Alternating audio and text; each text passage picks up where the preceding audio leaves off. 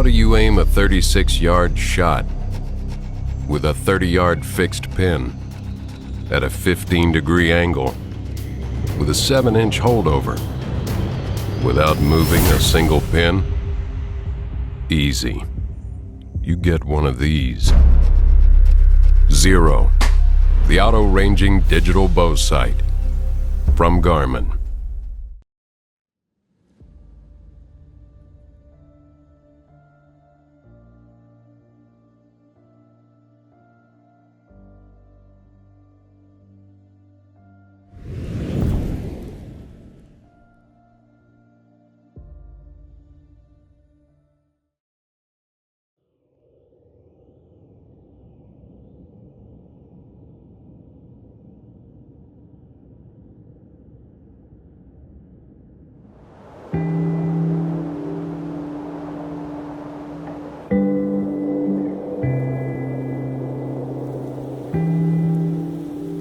Someone once told me the only thing ever wasted in this life is time. Not one person can defy time, and it'll pass regardless of how we choose to use it. For me personally, it's when I'm out in the middle of these places that I feel like time slows down.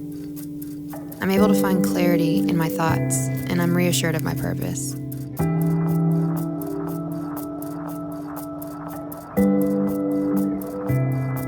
I often reflect on the what, how, and why of where I am today.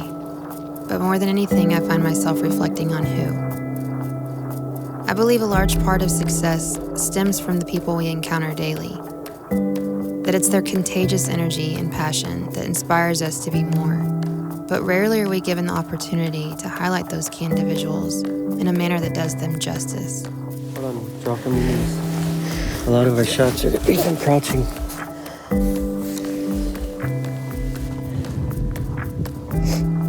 All right, he's quartering away, okay? Okay. So just picture that arrow where it's gonna come out, okay? All right. Hold it, hold it. All right. Good shot. Thanks.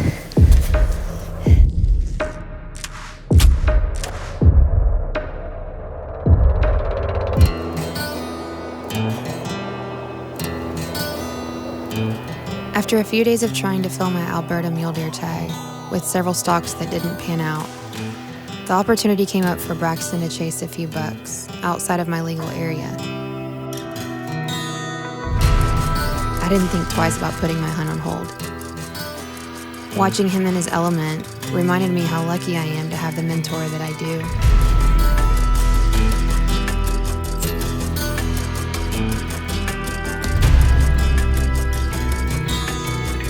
He hunts with a confidence that most people don't possess, and absolutely nothing drives him more than chasing wild game. It's funny though, he puts more time into coaching me to see me succeed than he does himself, yet still fills tags on any trip we go on. He is the epitome of a selfless, supportive husband, cheering me on even through my failures, and was long overdue for a moment like this.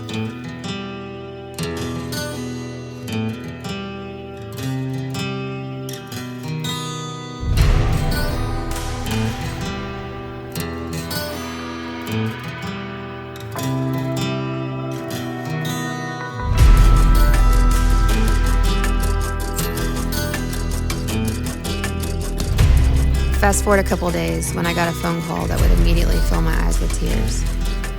My pops had arrowed a giant bull moose.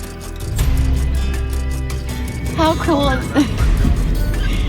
My two guys. Okay, I'll let you know what's going on, Mike. Quartering away. And I was so afraid that if I let him, because he was walking, and I was afraid if I let him, I'd end up hitting him in the front shoulder. I've hunted elk with him for years, and I've seen him go home empty-handed year after year. Not this time, though. I knew that missing this moment with him would eat me alive, and it was more important to share that memory than fill my own tag. After all, we're never promised tomorrow. When he found his bull, I quickly realized who instilled a level of respect and admiration for the game that we pursue. His face was glowing, and his eyes red from sheer gratitude. Helping him pack out that moose in knee-deep snow was a highlight in all the years I've been hunting. Although I admit I cussed a few times during the process. He's too wide, Dad. Well, I tried to get the littlest one I could find. You can't make up what we just did. I'm so happy for him. He deserves this. With less than 2 hours of sleep that evening, we caught a plane back to Texas. I must say, seeing my two favorite men tag out was a wonderful gift. But it's the ongoing lifestyle that I'm most grateful for.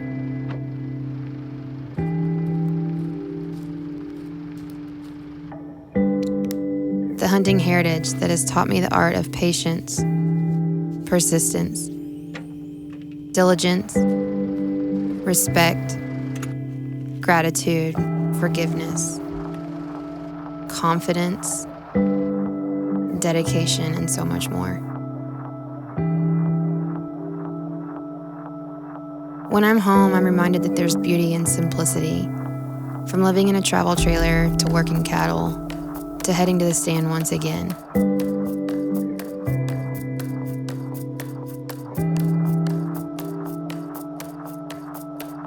I can travel all over this world feeding my adventurous soul, but inevitably, I end up back here where I'm grounded once again, next to the two men that have shaped me beyond measure.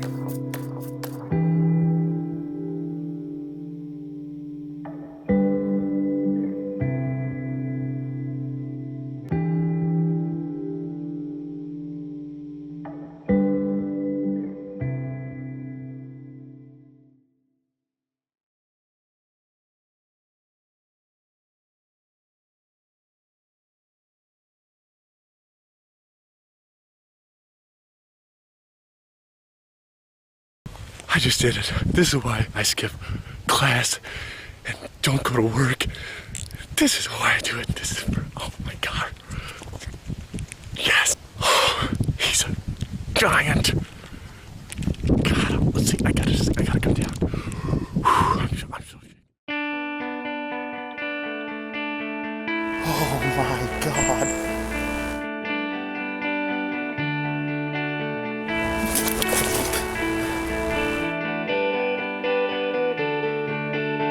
Shot a deer right at dark, a nice buck.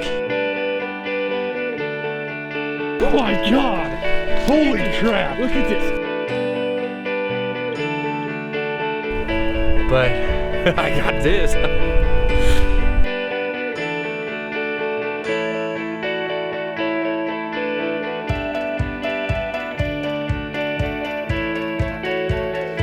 Buck down, spot and stock. Drew back and I center punched him and he didn't run 50 yards. I'm zoomed in right on your butt. Swim! Swim! How deep was it, Matt?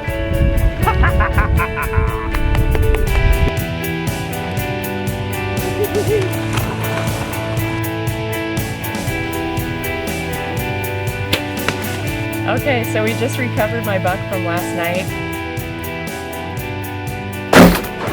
Why we do it, man. I'll never forget this, ever, ever. Everyone has them. A special friend or group of people that they gravitate towards. Typically this bond stems from a commonality that pushes them together. And although my friends and I are different ages, have different careers, and are at different points in each of our lives, we have that one special bond that brings us all together. For us, nothing beats capturing our adventures and sharing them with one another. My name is Grant Putnam, and this is the story of my gang. I guess that you could say my role in my gang is the video and tech guy. Each year, the 6 of us, Jeff, Logan, Jesse, Matt, Garrett and I, head into the field hoping to make some memories with one another and succeed in harvesting the game that we pursue. Ultimately, sharing that experience with our friends and family. Whether that game is from our home state of Illinois or even somewhere beyond that, the camera is always a close step behind. Don't get me wrong, we're in the business of harvesting big mature whitetails, but anything else we can do to spend time outside, we're doing it. And I've been realizing as of late that hunting is not necessarily about pitting your skills against Mother Nature or even the wildlife that you pursue. I think hunting is, to me, all about the memories that you make and the bonds that you form with the people that are closest to you. And in order to understand those bonds for me, first you have to get to know my friends. First, I'll start with Jeff, or as we call him, Jeffrey. Jeff is 24 years old and is a project manager at a blacktopping business. If there's one thing that Jeff knows how to do, it is bust his ass. That was not by accident either. Jeff comes from a long line of some of the most selfless people that I have personally ever met. His brothers, Jamie, Joe, Travis, and Chris, and the rest of the Earring family, the types of people that would take the shirt off of their back just for you, if that's what you asked of them. Next up is Logan. And Logan is what I would totally consider to be a student of the game. She started hunting with her dad at a young age and hasn't stopped learning ever since. And ever since I have known Logan, I can always count on her to dig in and learn something new. Because of this mentality she has developed, I can proudly say that Logan is one of the few people that I know that could be left alone in the middle of BFE with a knife in her pocket and fully break down the game she stands over. And in a world filled with hunters and huntresses, hell-bent on social media fame and stardom, I highly respect the fact that Logan has stuck to her moral guns and continued to refine her skills as a talented hunter year after year. Jesse is a man of few words and is selfless to the core. He puts others in front of himself time and time again without wavering. And because of this, Jesse is one of the most loyal people that I know, which is one of the many reasons that I highly respect his character. And I don't know to this point how many times Jesse has been self-filming and let a monster Pope and young buck walk through his shooting lane because he didn't have time to get the shot on film. I know that the majority of hunters out there, in times like these, would scrap the camera. But it is that unwavering loyalty that holds up the framework of Jesse's character that makes him one of the most respectable people I know. But that's not to say that he doesn't kill his fair share of big ones. Jesse would never boast or say anything about it, but he still has killed the biggest archery buck of all of us. Matt, or as he self-appointed himself, Old Dad, is one of the types of people that will never cease to make you smile. He has one of those personalities that people gravitate towards. And make no mistake, behind all the smiles and well-groomed beard is a natural-born killer. Matt has killed more Pope and Young whitetails than anyone else I know. I say Pope and Young because, well, he's a natural bow hunter. Instinctive to the core, I have yet to see Matt not connect on the deer that he was targeting. Whether he's in the tree or at eye level on the ground, Matt doesn't care what he needs to do to get the job done. Matt carries this never say die mentality with him throughout the spring and into the summer. And if I had $1 for every big tom Matt has flopped or catfish that he scooped out of a muddy hole, I would be a rich man. Garrett is known to many people that we associate with as my brother. Shoot, I was even the best man at his wedding last year. I have known him since my freshman year of high school, and we have made a lot of memories over the years. He's the one that started me into bow hunting when I was only 14 years old. Since then, he and I have captured some of the most incredible things with our camera. As one season fades into his rearview mirror, another begins. Lady Luck, as we all know her, has never really been on Garrett's side. He makes his own luck, and for that reason, I do feel truly bad for the deer and turkeys on the properties that we hunt. Because year after year, he sets his own target and raises his own bar that much higher and higher and higher. He's taught me that success favors the prepared, and although luck is nice to have on your side every now and again, Garrett is a perfect example of making your own luck. Finally, there's me. Like I said before, I'm the tech guy. I guess you could say I'm like everybody else. I just really love hunting. The guys all joke that sometimes I get pretty excited when it all comes together, and I will admit, they're probably right. I wouldn't really want it any other way. In fact, think that this passion is what gives us hunters the fuel to stoke our fires and keeps us out there, going, pushing year after year. I'm a middle school math teacher by trade, and lately I've been doing a lot of thinking about the math behind the everyday hunters like us. Every hunter knows that the most valuable resource that we give up on a year-to-year basis is time. In fact, this year, I spent around 1,100 hours hunting, driving to hunt, preparing for a hunt, or editing footage from a hunt. And when you break that all down, it's about 3.2 hours every day, all year long. I feel like if you told that number to a non-hunter, they would shake their head and call me crazy. My point with all of this is, in the hunting world, there are so many fragmented schools of thought for each camp of hunters as to what hunting should really be. Arguments like public versus private, baited versus non, archery versus firearm, guided versus DIY, score versus maturity, and the list goes on, and continues to plague the sport that we all love. But at the end of the day, the real choice we all have to make is this. You have to surround yourself with people that are like-minded and share the same values as you do. People that are happy going on adventures with you, calling you on their way home from work, and people that have an excuse to keep your phone and their phone on vibrate during the entire month of November. So whatever camp you're from, find your gang and make some memories.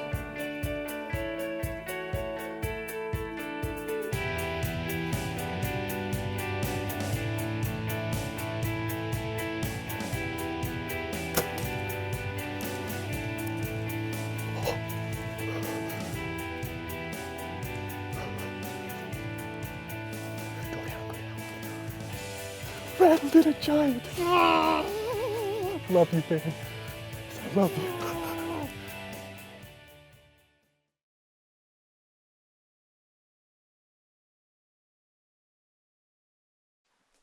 My first mountain goat hunt was 7 years ago when I helped my father-in-law Randy fill his tag.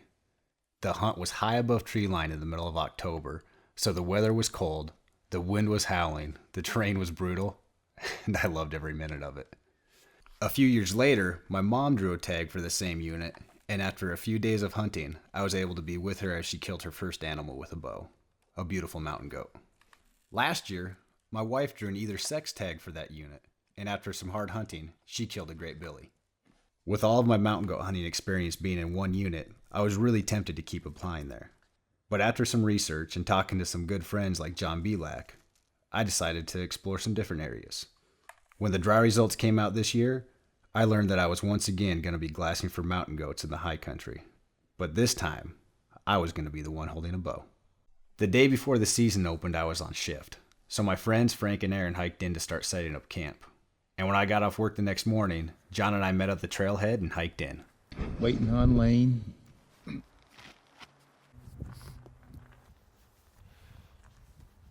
John and I are at the trailhead. Frank and Aaron are already in there. They already got a big billy spotted. But the goat is still right up there. What did you name him? I named him Billy Idol. There he is. So hopefully Lane gets here pretty soon. So hopefully we can get in there and put a stock on a billy on the first day. It would be awesome. Whether it pans out or not, that's never guaranteed, but it'd be cool to at least be stocking as soon as we get in there.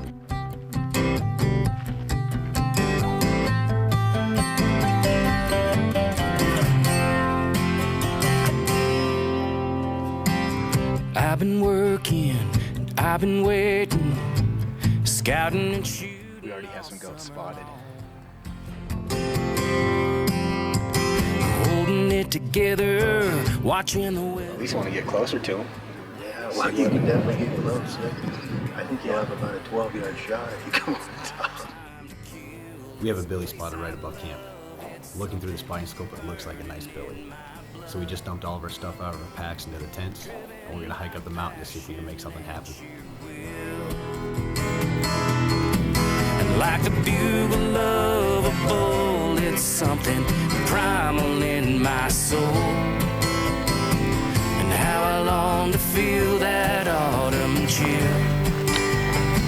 It's my time to kill.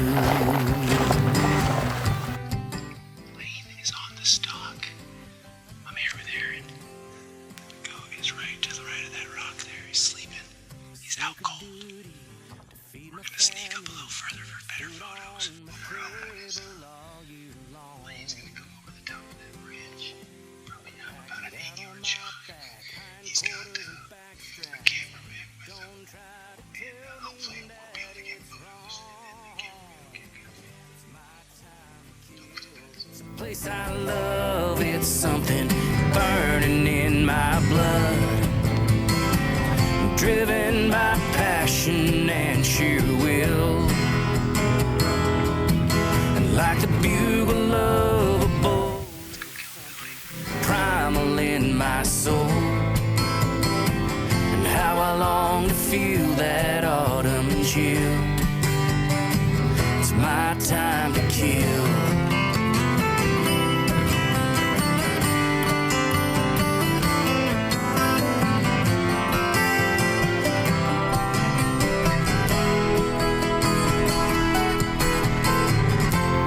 In my where my heart longs to be, with my brothers living wild and living free. It's my time to kill. It's a place I love. It's something burning in my blood. We gotta go right there, and then you'll see him and I'll see him.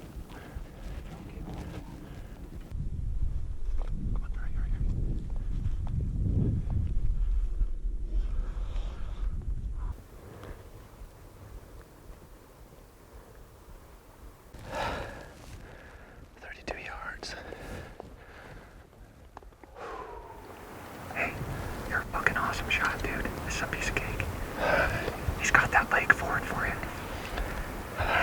Alright, buddy. Focused. I'm recording.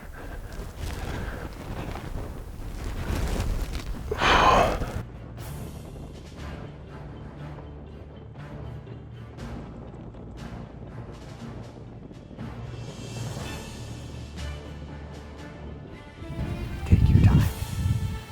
Breathe. Put that thing right where you want it.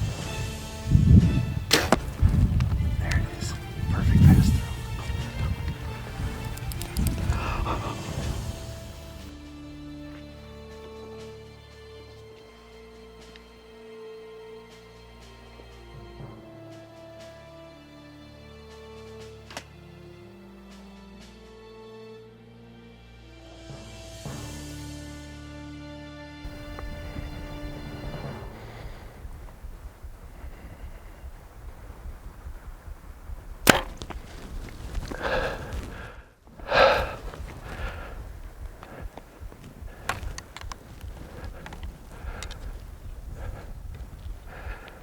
I feel like that was pretty good, don't you? Lane. Let him die right there. I am. Don't let him tumble.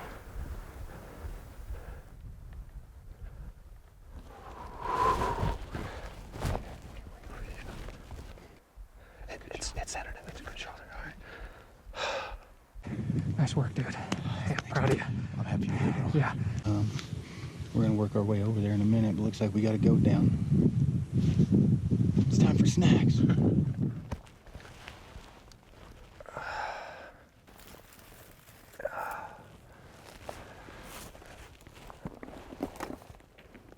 Yeah, I can't thank you guys enough. And then John coming with running the camera, dude. Thank you so much, man. This is sweet. We were loaded for bear. We were packed up with food till Thursday. Yeah, Frank actually spotted him. We were hiking up to look in the basins back even farther, and Frank looked up and goes, "Hey, there's a goat right there." And there's a goat in the cliffs, and I looked and I was like, "Guys, 3 or 4-year-old Billy." And this one was like a gift as far as photo, video, everything. So. Heck yeah. Well, I'm thrilled. Break him down and we'll eat some snacks. yeah, I'm gonna eat a lot of snacks. Actually, let's eat snacks and then break them down. Bars.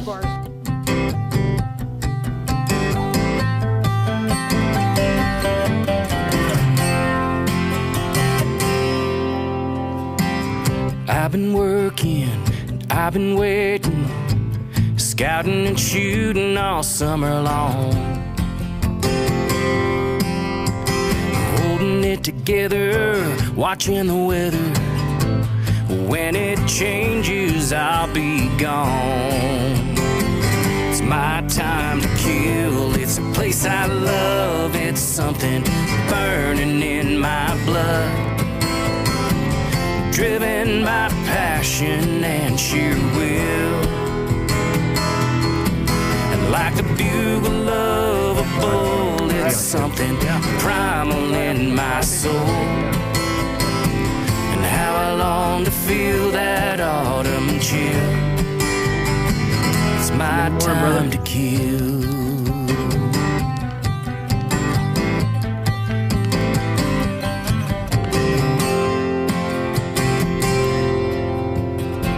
Sacred duty to feed my family. There's food on my table all year long.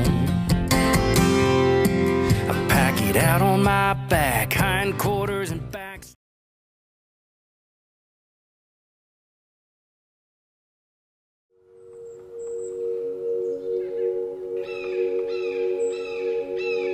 Sometimes life dishes out some pretty tough lessons. And some of those lessons are harder to swallow than others. It's better than hunting for myself. It's watching them and me trying to teach them all these things that I learned. My name is Henry David Silson. I am 9 years old. I've been hunting ever since I was 6. I'm mobility impaired. And if you're mobility impaired, you can shoot from the truck. Mobility impaired gets to shoot with a crossbow for archery hunt. And they get to shoot from the truck because they can't run and chase after a deer like you can. Wait. Okay. Wait, Henry, get a good sight on him. Get your finger. I'm good. He'll come out from that bush, buddy. Take it up safety. I got him.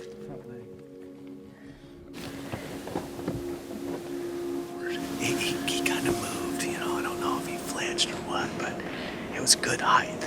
It was good height. And our character grows only through experience. Let's go get your deer. Okay.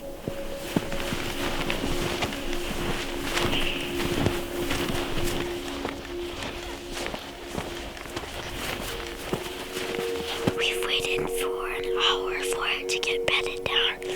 Now we're hiking up on it to see if we can get another shot and get a deer today. You think it bedded down right here? Looks like it.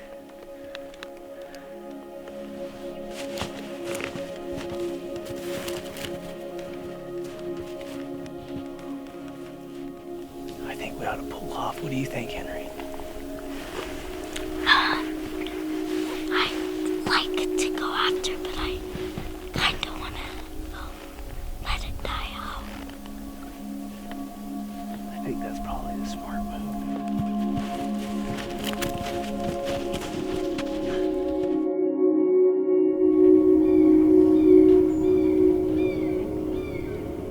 I thought good about yesterday, leaving it here so we wouldn't push it farther.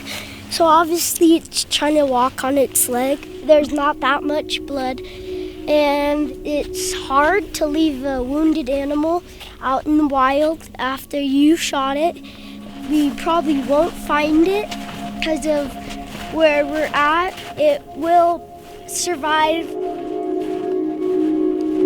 We're about 5 minutes from. When we met at the other day? Yeah. Turn around, come back down the road, and we'll meet you. Okay. My cousin killed the buck that I wounded. That is awesome. That is a great deal. That is just fantastic. That's you saying your prayers and them coming true. Good job, Henry. That's dang good. And as a dad, it's an awesome responsibility to help ensure those lessons are learned. Give it on the other side, and then you turn that one. They called us earlier, about 10 minutes ago, and they said, you're shooting a crossbow, right? I said yes. They said, we shot your buck. We said a prayer yesterday, and obviously it came true. He answered our prayers.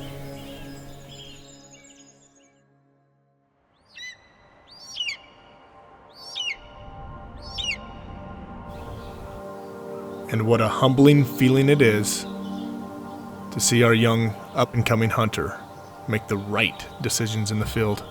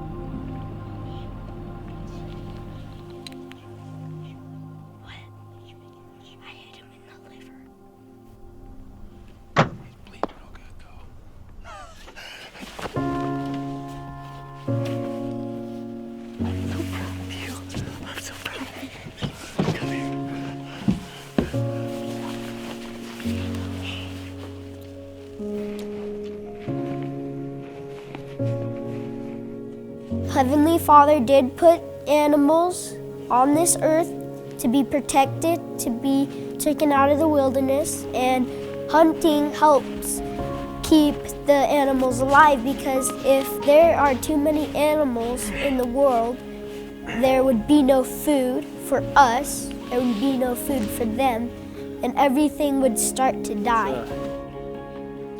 Well, that's a good sign right there. I'll put you on my back and we'll grab one horn, okay? And then Campbell. Take the wheelchair? Yeah, I got the wheelchair. If we don't hunt, the population of animals will grow and we would not be here today. Ready, load up. Okay. So hunting is a very good, let's say, sport for the earth. It'll be fine. I'm not getting in your way.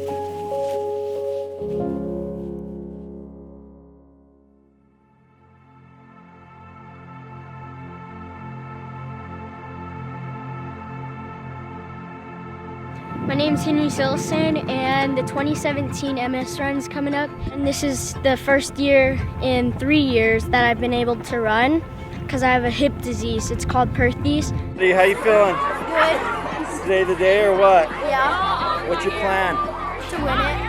Oh! Feeling good? Feeling healthy? How's the legs? Good. Look, go that way.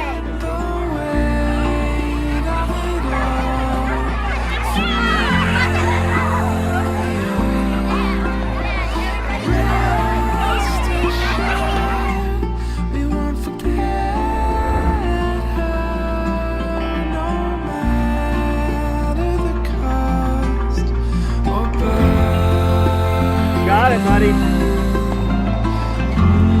Right on, buddy! Woo!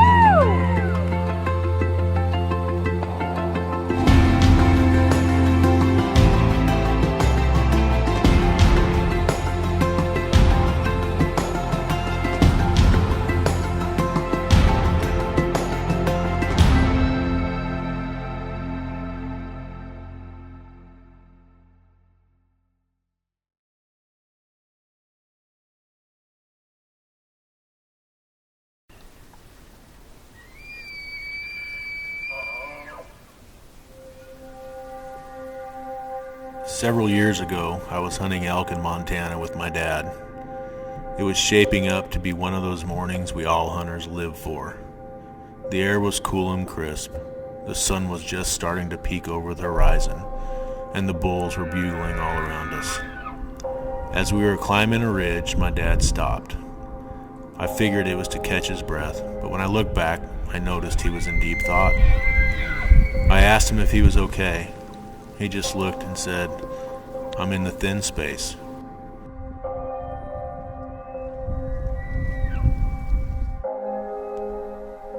I gave him a blank stare and asked, "The thin space?"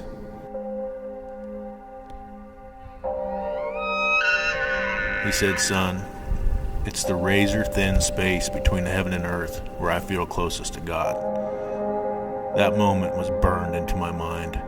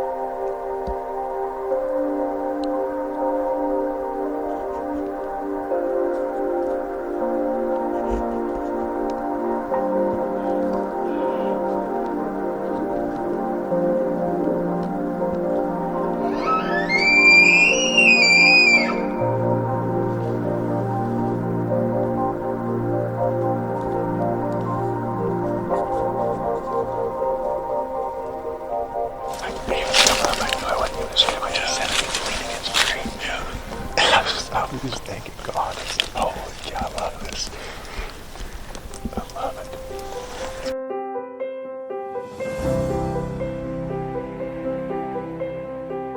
it. It explained everything that I had felt and not able to understand while being in the wildlands. Those moments when a calm comes over you and you feel like you can see things with more detail, hear things more acutely, and smell the sense of the great earth that was given to us by God. That is the thin space, and I hope that I am blessed to spend as much time there as possible.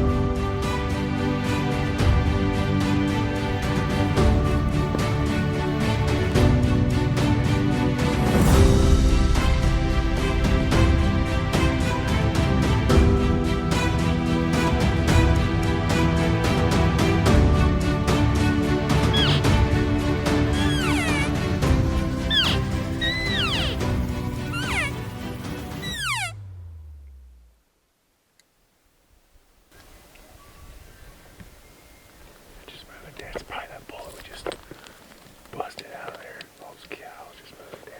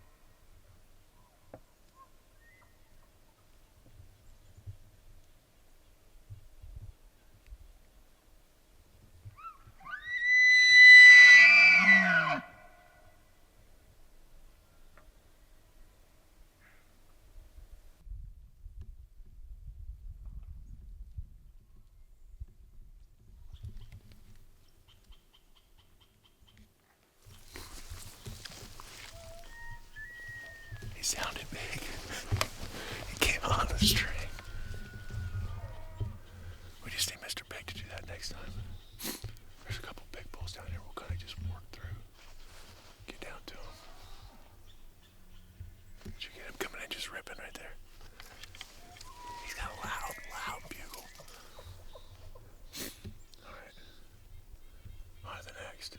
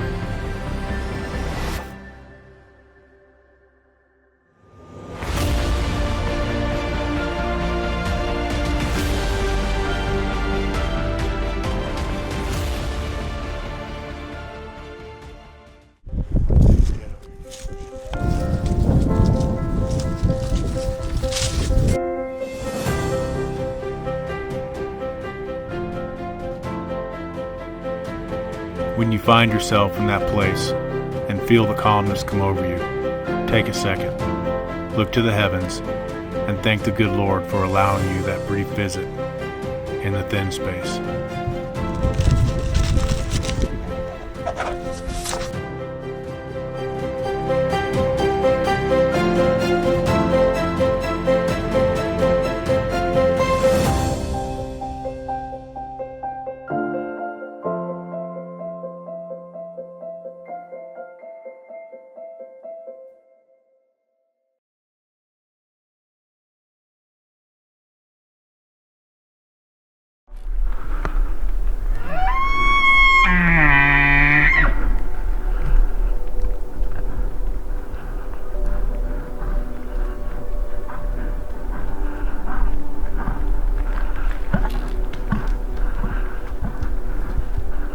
There's nothing like the rush you get when you come to full draw on an animal. Something so real in today's world, and yet most don't understand it. As influencers in the hunting community, everything we do is seen on some level, by hunters, by non-hunters. Sometimes it's a fine line between our most primal urges of feeding our families and putting out positive messages into the world. So what does it mean to be an influencer? What makes up an influencer? What's the primary directive? Are we educators first or storytellers? Are we salesmen or documentarians? Everything we produce has to have a value to the viewer. It has to engage on some level. It has to light up some pleasure center in the brain and make it a rewarding experience. Through editing, cinematography, just the right music at just the right time. Recording, okay, and go fucking gnar as you can. And I'm gnarly. The ultimate goal is to make someone feel something. Really feel something.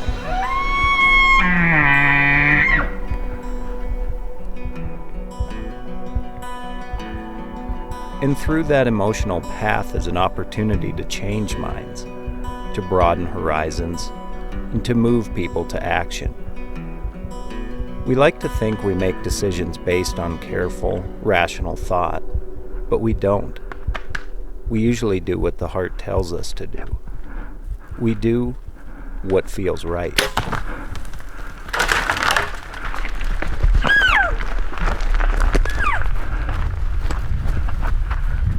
That's the power that us filmmakers use. Whether you're selling a product or an idea or a way of life, you're not going to be successful unless you can move people on an emotional level. On some level, our entire job can be boiled down to an emotional manipulation. With great power comes great responsibility. Is there really such a thing as an unbiased point of view? Does the peer documentary really exist? We carry out our prejudices and preferences with us everywhere we go. I'm getting ready like this and also... How could we not? It's the lens through which we see the world. It's what makes us, us. And that spills into the stories we tell. We unconsciously or consciously want to shape the world to our point of view, and we have a really powerful tool at our disposal to do it with. Our actions have real, undeniable consequences. It really makes me stop for a moment and carefully deliberate, how am I changing the world? Because I am, on some level, affecting the decisions that people make. We all are. It's up to every single one of us in this room to decide how we want to shape the world before us.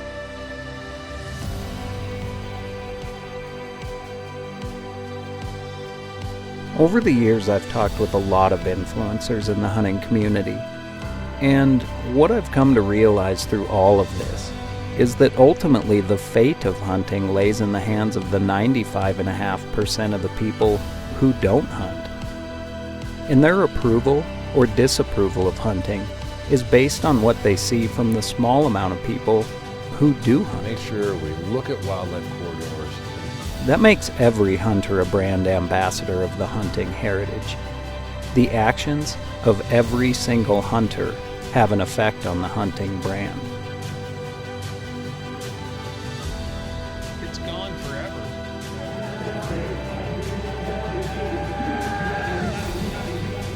We all are influencers.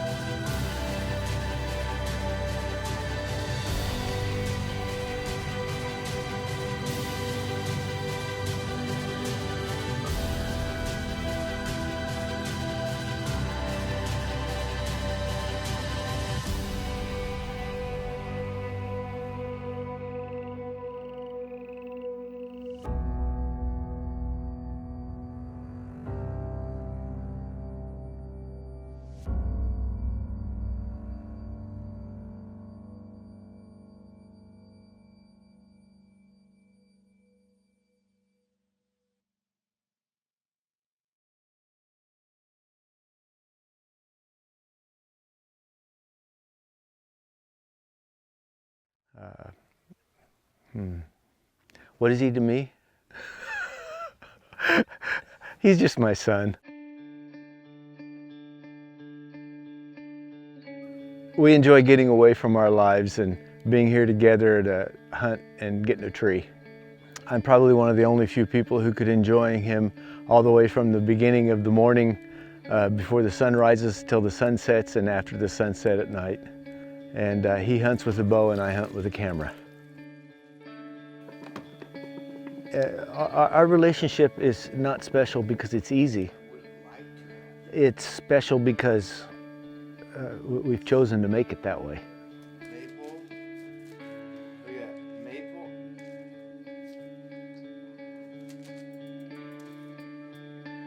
It's interesting to realize how different a son can be from a father. I grew up with the idea of going through high school, going to college, getting a degree, and getting the kind of work that I could make enough money that my wife would be able to stay home and raise the kids. And I was sort of in that rut of go to school, get a degree, find a good place to work. Well, it turns out that Trevin just wasn't interested in that. Well, he did. He went through high school, he went to the university, went through 1 year, and then finally said, this is just not for me. So he got in a different rut, and it was a little bit of a difficult thing for me because I didn't know how to coach him through that. I knew how to coach him through high school wrestling, I knew how to help him get into the university in terms of wrestling, and I knew how to help him in that arena, but in this arena I didn't know how to do that. But it was a joy for me to watch him form his own way, make his own path, get himself in his rut. I had my path and the way I thought things should go, but he had a different one. Now they were going in the same direction, but they weren't the same path. They weren't the same rut. And kudos to him that he would form his own direction and make his own path, even when he didn't have somebody going down that same path before him. I wanted to do what I wanted to do. I wanted to find something that every morning when I got up, I enjoyed going to work. I enjoyed, I just didn't think life should be about 8 to 5 or 9 to 5 or whatever. I thought life should be about life. And so for me, I think when I looked at my future, I wanted to get up every morning excited about the day, not excited about punching a time clock.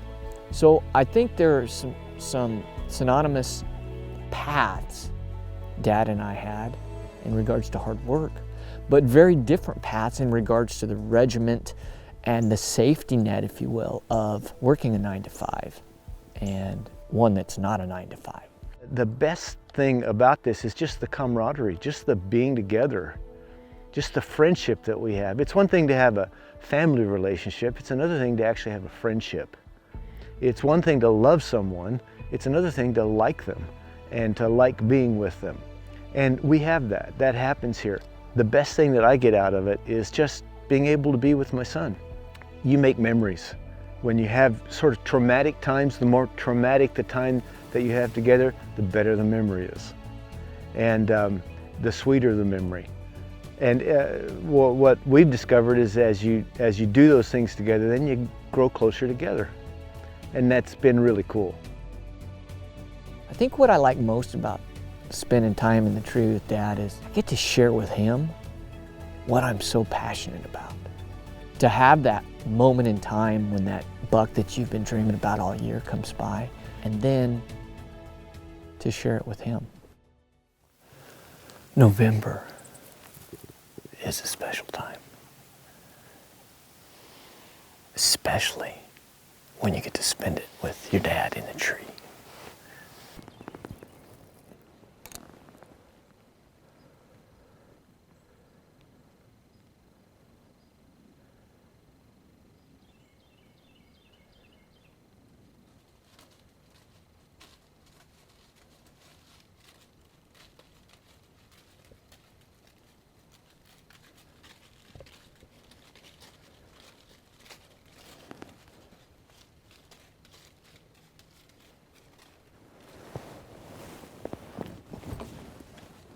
Meh.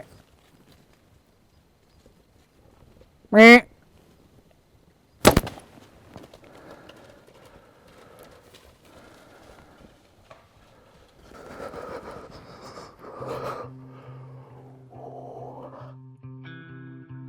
For me, adoption was very natural, very normal. And when I adopted Trevin and his big sister, they were my children. And so I saw absolutely no difference in raising an adopted son and raising a natural son, a birth son. Made no difference to me. I don't feel I missed out on anything. Again, maybe I was fortunate because I was at such a young age, but I don't remember ever a time sitting there wondering why I didn't have a dad. All I remember is thinking, wow, I have a dad. I wouldn't trade that for anything. It doesn't really matter how the relationship starts. It's what you do with it in the process of living. And both of us have had to make those choices. A relationship is a two-way street. You can't, one person can't do it on their own. Both have to choose. And I've seen the choices he's made and have appreciated them. And then, of course, I know the choices that I've made. And I know that he appreciates those as well. The sacrifices he made, I mean, I think what you have to do is you have to take a look at what it was to be a 23 or 24-year-old young man and look through my dad's eyes. And a 7, 8-year-old energetic, hyperactive boy and a 10-year-old girl and raise them as your own. I mean, this is the man that went and found my biological father and got him to sign the release so that he could adopt me. I have memories of him. We lived in these little apartments. I come to find out they were lower income housing. I didn't know that at the time, but these little apartments, and he would get on his 10-speed bike and ride to school when he was finishing up his last year of school, because that's the year Mom and him got married. And I remember standing on the front porch as he rode off, and he would ride a wheelie down the street. And I just thought he was the most incredible guy in the world. And he is. He's proven that to be true. I'm 47 years old. I wasn't wrong. 40 years of watching his life. And I wasn't wrong. He's incredible. And I am blessed beyond measure the day that he walked into our little church and raised his hand and asked for prayer for his volleyball team. Yeah, pretty awesome.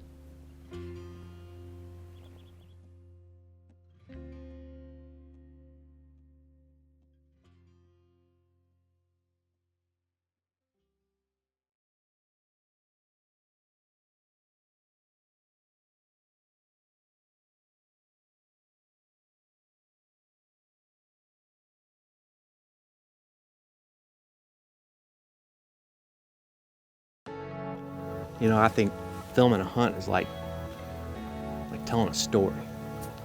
It doesn't matter if you leave the woods after firing a shot or you're leaving with a quiver full of arrows. It's about making those memories, capturing those moments that you can then take home and share with your friends and family. As storytellers, it's about telling the best story that we can. You know, you have a beginning, middle, and end. You tell this story all the way through. The new 4th Arrow Stiff Arm Elite was made for storytellers like you and I. The Stiff Arm Elite is rock solid. There's no play in the arm or the shoulder. The new wedge lock system ensures that the shoulder and the arm fit perfectly together. The easy to operate thumb screw keeps the wedge lock in place at all times. It makes it easy for loosening and removing from the tree. With a 2-ball bearing in the down post, the Stiff Arm Elite is smooth and quiet, and it makes it great for capturing the perfect angle and telling the story exactly like you want.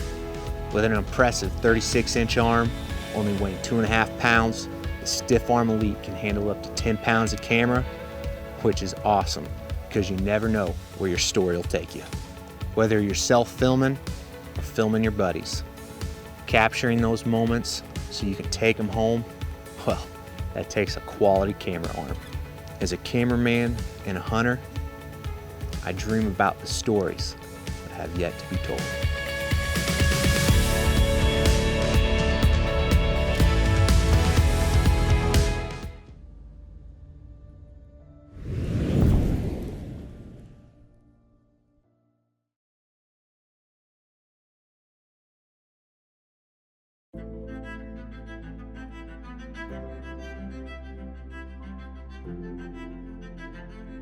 Public land bear hunting in the National Forest in Arkansas is no joke. Doing it with a traditional bow makes it even harder.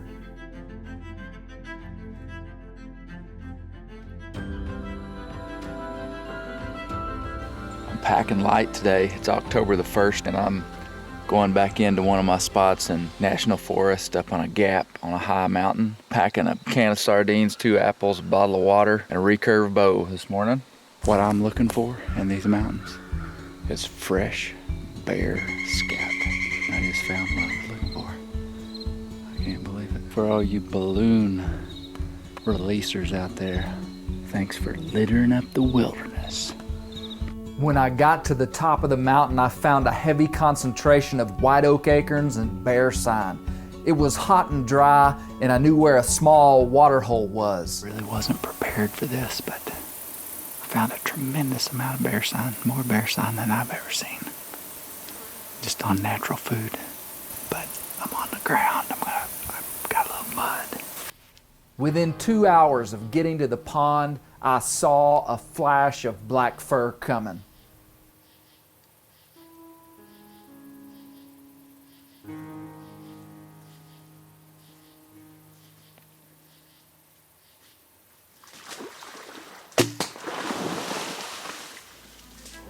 Holy smokes.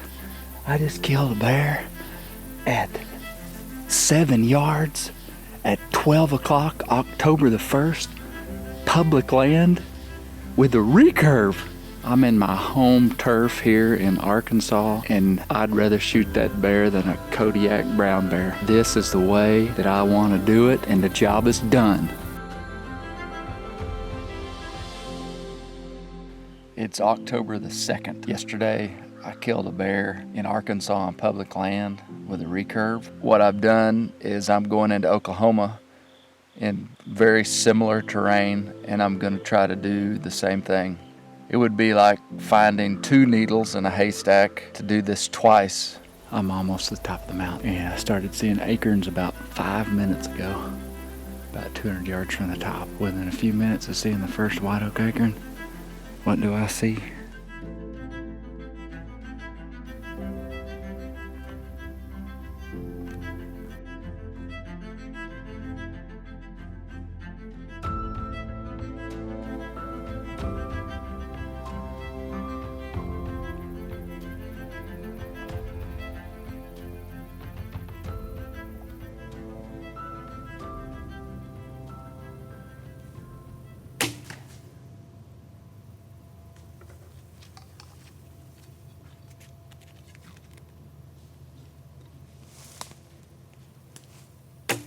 First shot passed all the way through the bear.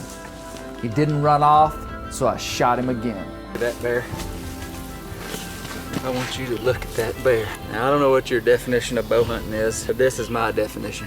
This was an incredible 2 days of traditional archery bow hunting that I will likely never replicate.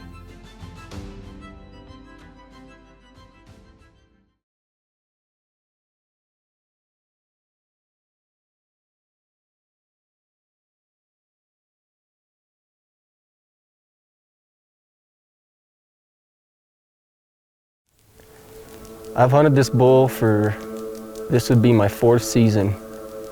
And every season, when I've had him at 60 yards, I've just never had a good shot at him. And then something happened, the wind would change or just something wouldn't work out, the shot wasn't clear. So I had to live with that for the last 3 years, dreaming about this bull. And it's just what kept me going, kept me coming back up here, looking and looking. And it's been a lot of fun chasing this bull.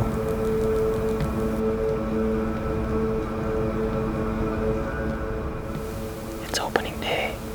We put our bull to bed last night, and I'll be danged if he ain't 80 yards from where we last saw him last night. So this is the absolute perfect situation to kill this bull. So we're gonna do our best to get it done. From the first year I found him, he was the head honcho down in that canyon. He had every cow. I never saw him fight another bull. I didn't see anything like that. And I watched this bull kind of rise and fall, as you might say. Like a couple years ago, I noticed he got injured. That's a pretty gut-wrenching feeling going into a season, knowing that it's going to be a one-shot deal. And I knew that going into this season, that I was going to get one opportunity and I needed to optimize on that. Well, we're now 60 yards from our boat, but we've come through a jungle of crap. I mean, my legs are bleeding, my hands are bleeding. I'm out of water. I got all kinds of excuses, except for a reason not to kill this bull. Hunting one specific animal takes dedication. You know, it's not something that you can just wander through the woods and bump into them. You know, you got to find them first.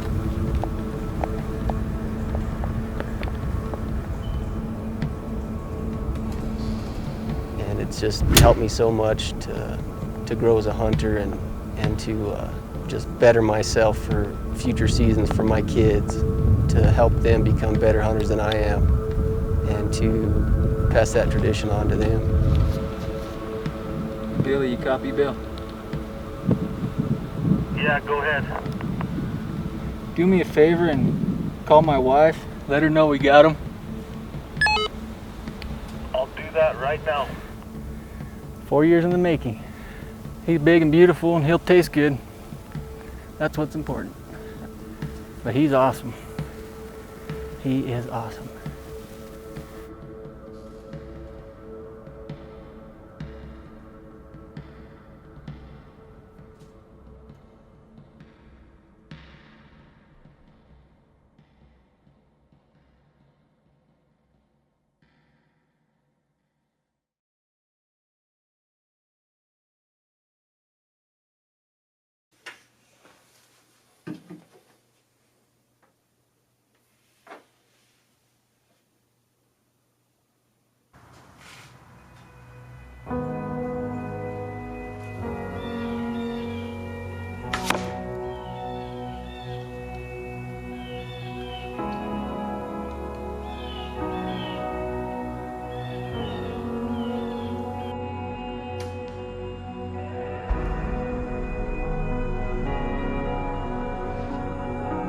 Art and hunting have always been a huge part of my life. From the very beginning, my family has literally been planned around hunting season. I have a little girl and another little one on the way. They are my everything. Over time, I realized through my children and my wife that my heart was calling out for more time with them and teaching them everything about the outdoors because it has been so good to me.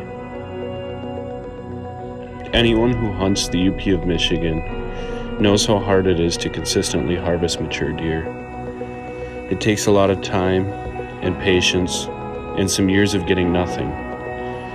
But the reward is really in the process. You have to enjoy the process with those closest to you. I wouldn't trade that for the world. All those memories and times with my brother and dad, it's really rewarding for us to just look back on all that footage and think back to all those moments. But there comes a time as a hunter and father where you just want to test yourself and make a change. This year was different in that I was going to go back to my roots and make it even harder on myself by stalking and hunting from the ground, and also dealing with the thoughts of missing my little family. God has been so good to me in that regard, and I just set out this year to get back to basics and make a change. With that change, I learned a lot about myself and what I want out of life, and where hunting and this lifestyle will take me next. But for now, I just want to enjoy the whole process.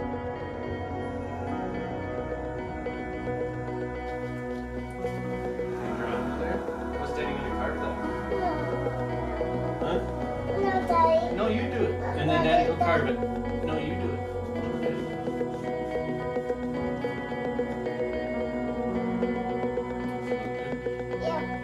Can you say Happy Halloween? Good job. You're doing good.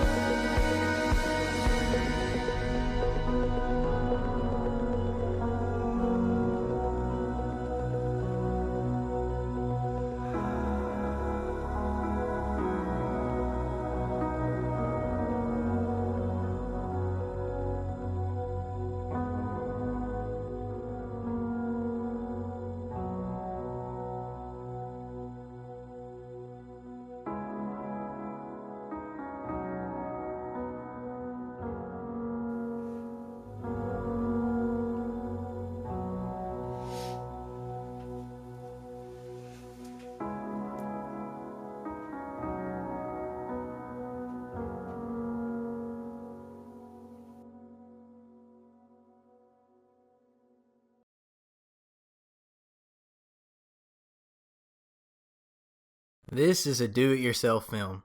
There's no hired cameraman or hired editor, just a man pursuing his dream.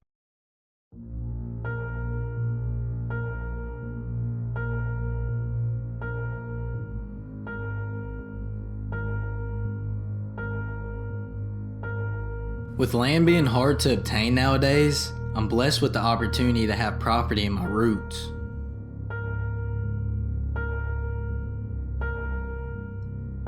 Growing up around my family farm quickly arose a passion in me for managing wildlife and hunting. This land is something special, something I hold an everlasting love for.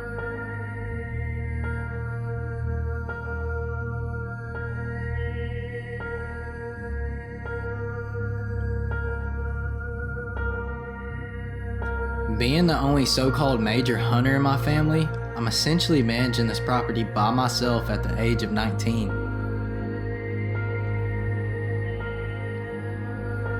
I have really high goals for myself, and I was taught that failure is not an option.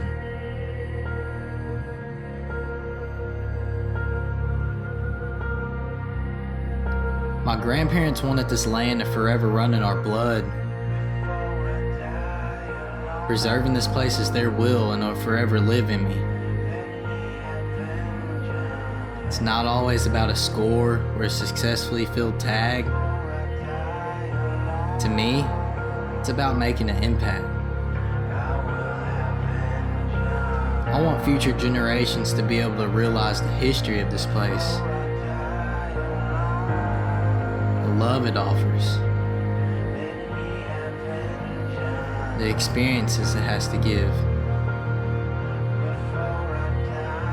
This place is where my heart revolves around. This place is my roots.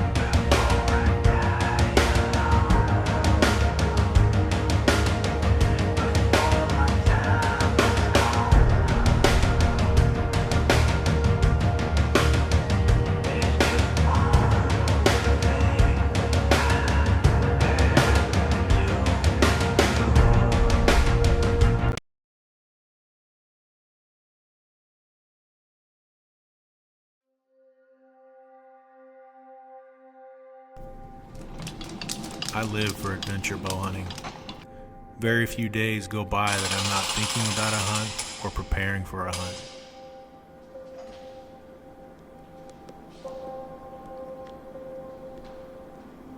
This one has been at the front of my mind constantly for years.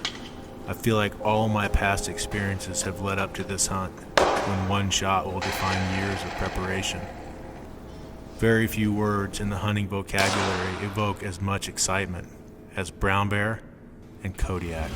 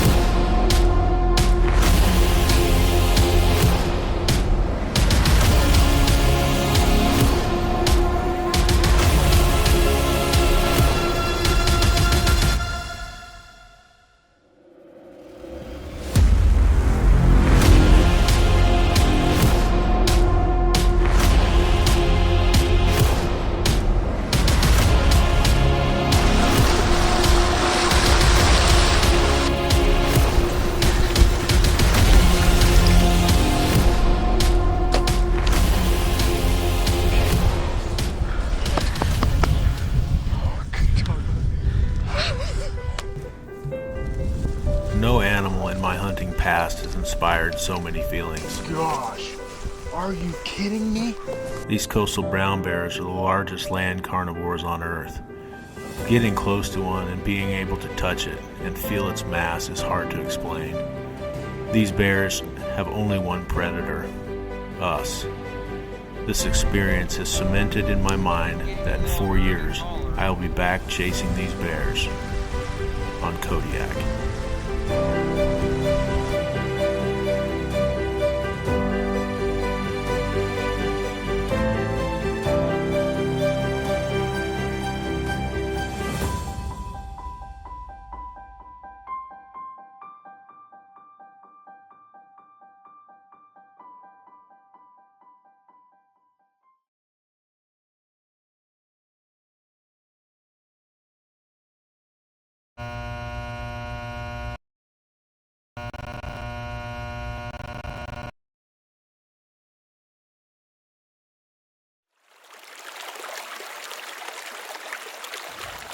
When this all started, it started over a hat.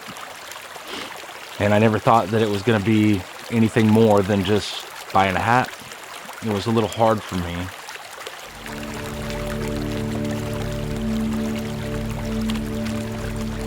Because I just lost my dad. But knowing the fact that I could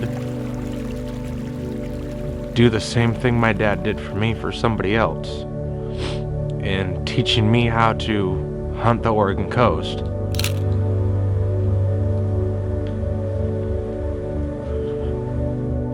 These last 8 days have been surreal. This is a dream come true with wanting to start a guide service.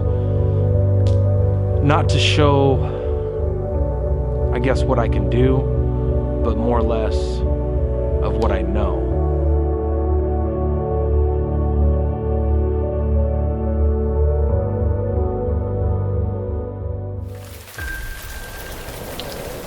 It was dumping rain on us as soon as we got set down on these elk. We got in here, there was awesome blood all the way.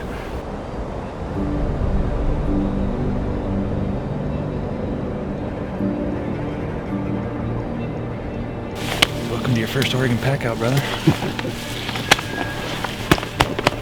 No problem.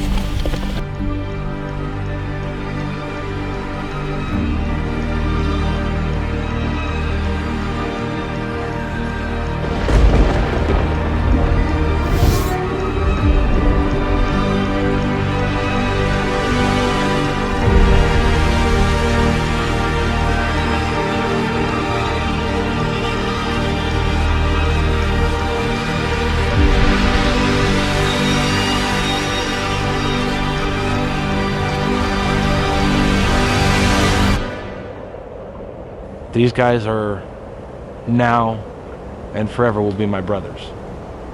They're my family now.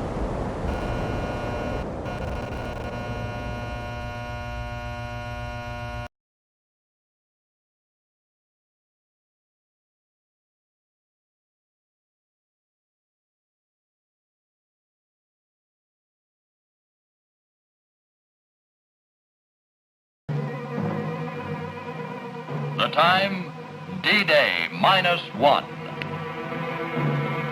In this case, D stands for deer.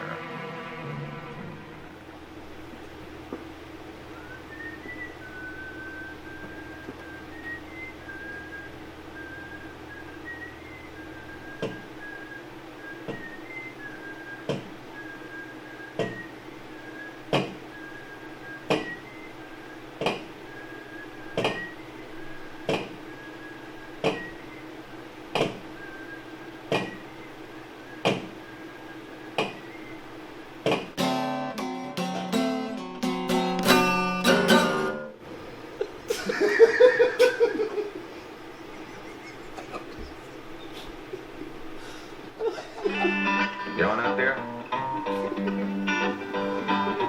All right, let's get this thing moving.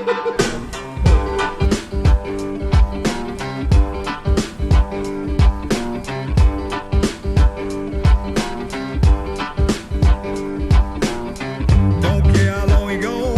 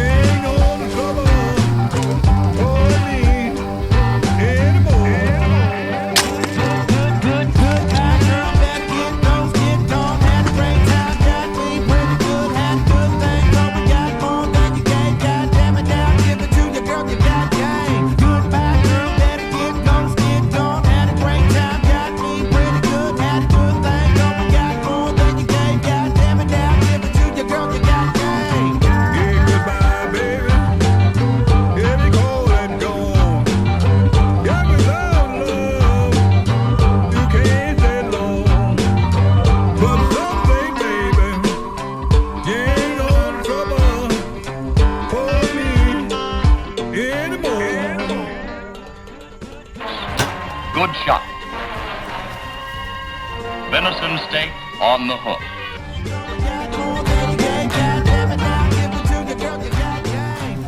The deer has other values.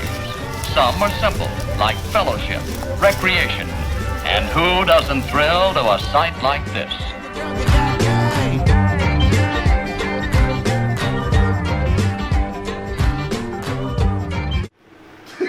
I was just getting down. I literally just had it, I think. Getting the beat. I was one chord away from perfection. Prison Break song, Breaking Out of Jail. That's your one song? It's the only song I know how to play. Play it. Tune her up, touch her. Alright, that's how she goes. Breaking Out of Jail.